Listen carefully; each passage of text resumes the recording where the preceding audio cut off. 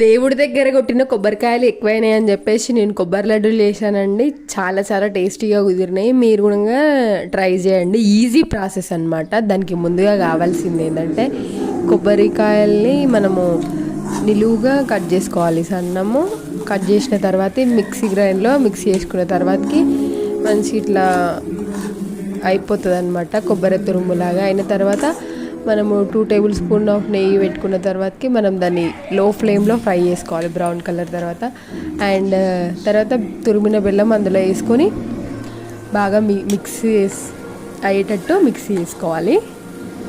And mixie అయిన తర్వాతకి బాగా అబ్జర్వ్ అయిపోతుంది అనమాట. అండ్ ఇంకా ఇందులో నెయ్యి వేసాను కాబట్టి చాలా చాలా మంచి స్మెల్ వస్తుంది. స్మెల్ వచ్చిన వెంబడే ఒక 10 మినిట్స్ అట్లా లో ఫ్లేమ్లో అట్లనే మొత్తం దగ్గరికి వచ్చేటట్టు బ్రౌన్ కలర్లో ఫ్రై అయ్యేటట్టు అట్లనే ఉంచాలి. ఉంచిన తర్వాతకి వేడి మీద అట్లనే చుట్టకుండా కొంచెం వేడి తగ్గిన తర్వాతకి చుట్టుకోవాలి. లడ్డూలాగా చుట్టుకుంటే కొబ్బరి లడ్డూలు రెడీ అనమాట.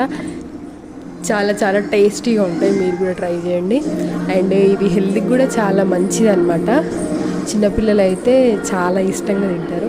మీ ఇంట్లో కానీ పిల్లలు ఉంటే మీరు ట్రై చేయండి.